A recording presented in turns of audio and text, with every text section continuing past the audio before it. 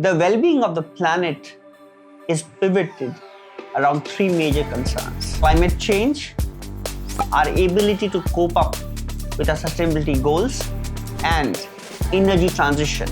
It's high time the Global South designs its own model of energy transition that addresses the causes and concerns of the energy subalterns. Hydrogen is not just an alternative fuel, it is a backbone of decarbonization energy future. This workshop is on hydrogen fuel technologies and future trend, which is jointly organized by Alliance University and Indian Institute of Science, Bangalore, under the aegis of Combustion Institute Indian section. Top leaders from ISRO, IISc, DRDO, and many others are going to join with us in this 2 days workshop.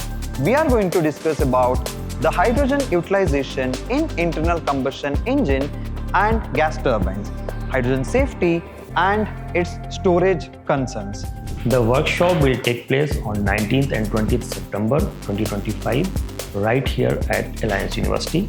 We warmly welcome you to be the part of this exciting and knowledge sharing platform.